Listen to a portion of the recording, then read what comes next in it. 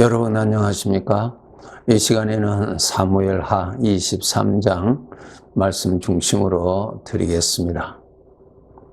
이제 다윗 왕이 인생의 거의 마지막 부분에 이제 왔습니다.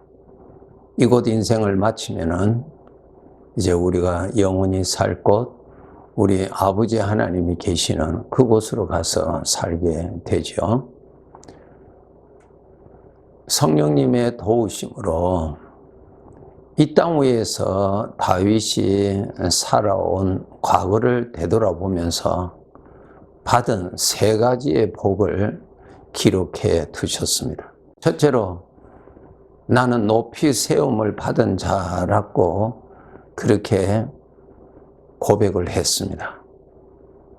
자기 자신은 이새의 아들이라고 하죠.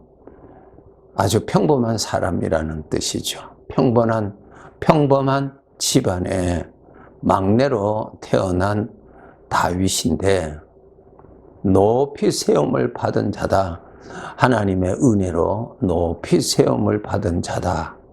그것을 깨닫게 됩니다.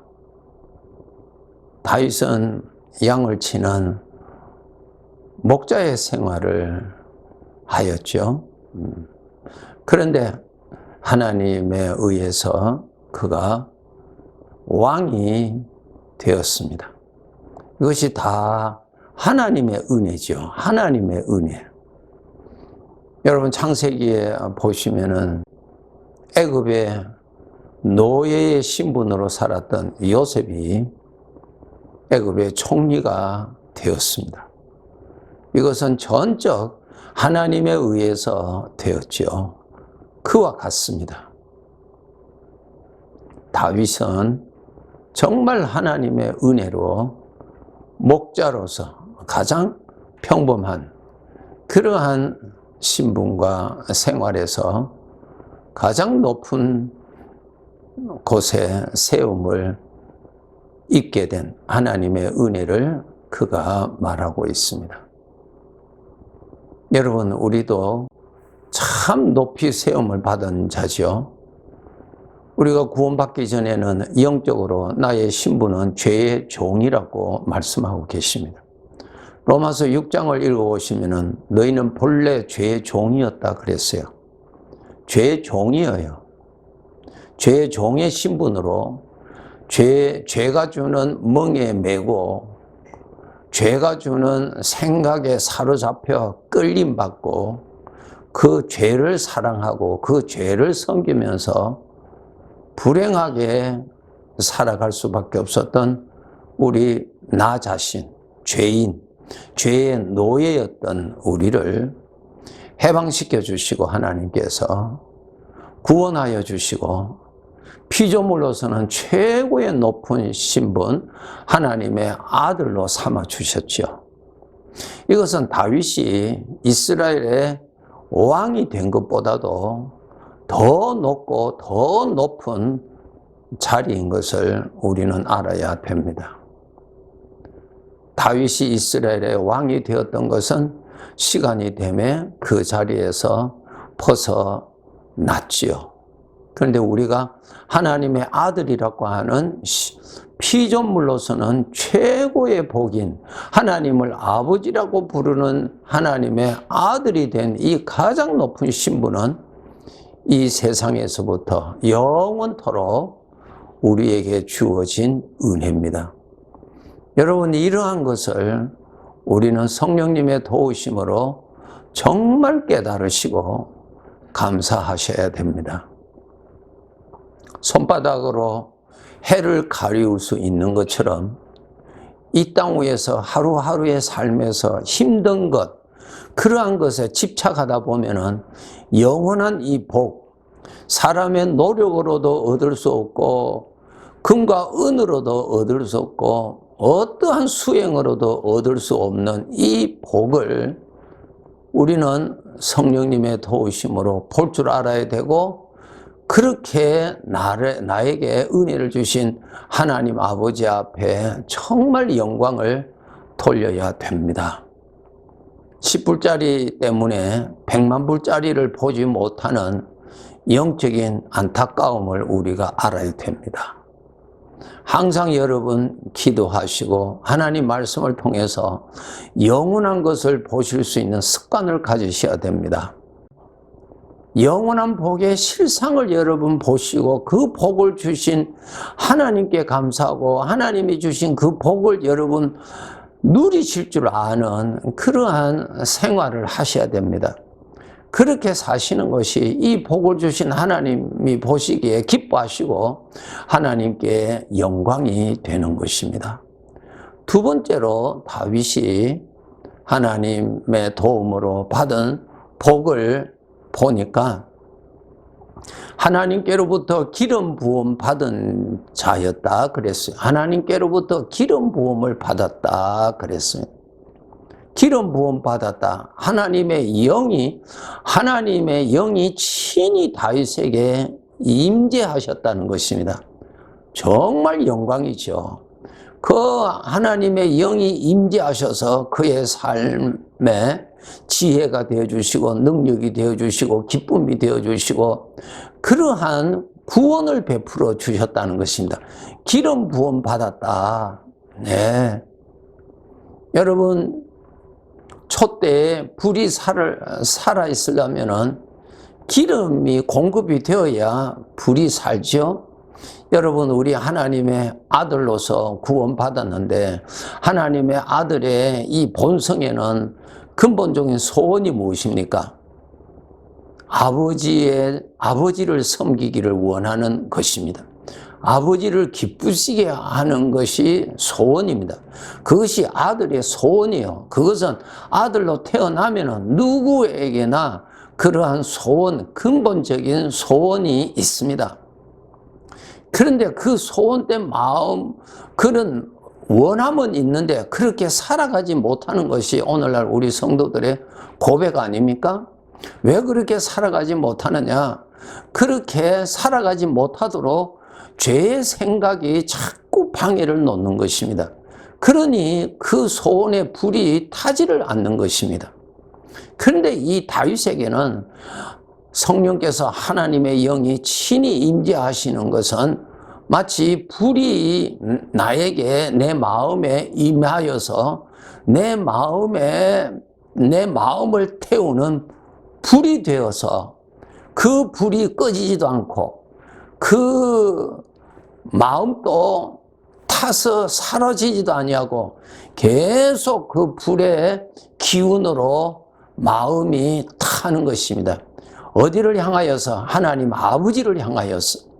이 마음에서 하나님을 사랑하는 마음이 올라가고 하나님을 기뻐하고 하나님을 원하고 하나님을 소원하고 이러한 내 마음이 하나님을 향하여서 살아나도록 하나님의 영이 불과 같이 내 마음에 불이 되어서 태우시는 일을 하신다는 것입니다.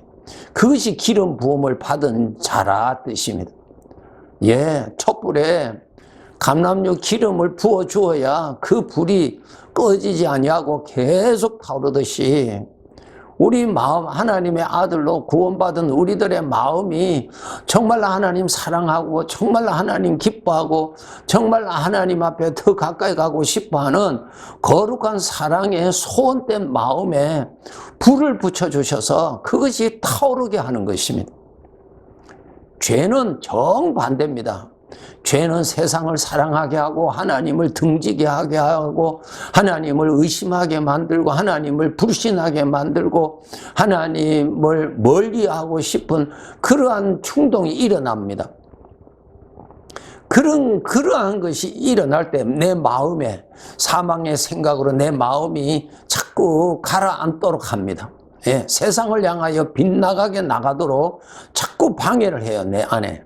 그런데 그러한 방해를 그냥 이기고 나가려면은 하나님께서 기름을 부어 주셔서 내 마음에 이 소원의 불이 확 타오르도록 해 주셔야만이 이 마음이 타는 것입니다.